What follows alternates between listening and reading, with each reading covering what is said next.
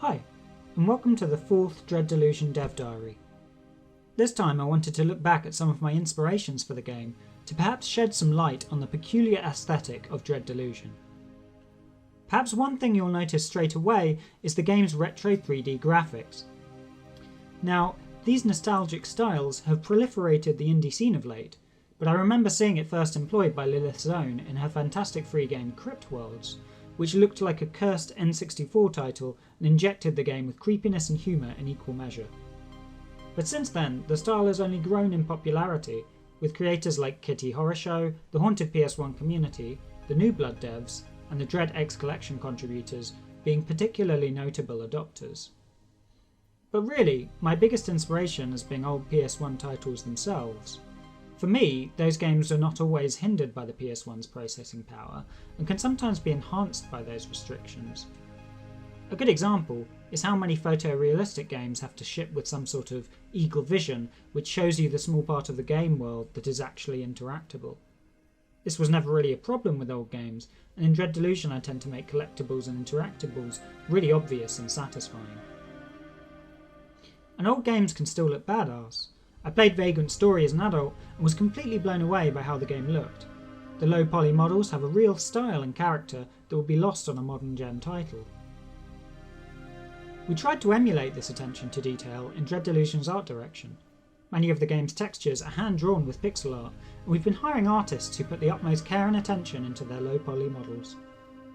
When low poly looks good, it makes me think of another of my inspirations, Mike Mignola.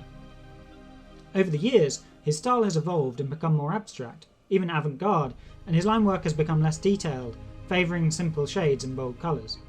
It's trying to convey emotion and tone more than depicting something real, and I think that's what art should always be aiming for.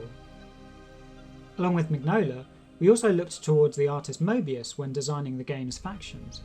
His use of colour and ornate fashion can especially be seen in the Apostatic Union, where the clothing and furniture I think look especially beautiful.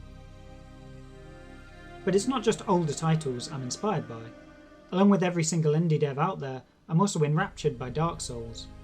I think amid all the hype around its difficulty, people can often forget that the genius of the original Souls was about doing a lot with a little.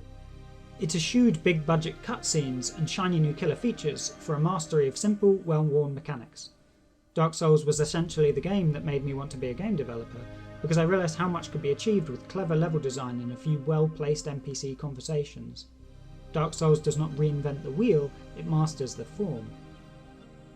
But as much as I love the Souls series, I realised early on that an indie game like Dread Delusion could never hope to recreate the tightly designed and polished combat encounters of a Soulsborne game. So I've lent more heavily on another key inspiration, Horowind and those early Bethesda titles. Because those games managed to evoke a pure sense of wonder at exploring a strange place. The fact that every character has something to say, that every house can be explored and may even hide some sort of secret, and that at the end of a session you can rent a room in an inn and put your head down for the night. This all creates the sense of a simulated fantasy world, and creating a microcosm of that experience over the past couple of years has been a real joy.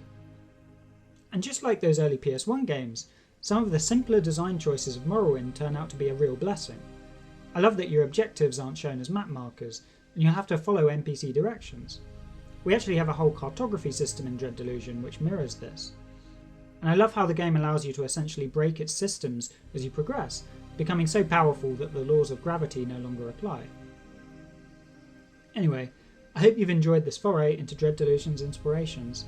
Be sure to hit subscribe or follow us on Twitter for future updates on the game's development.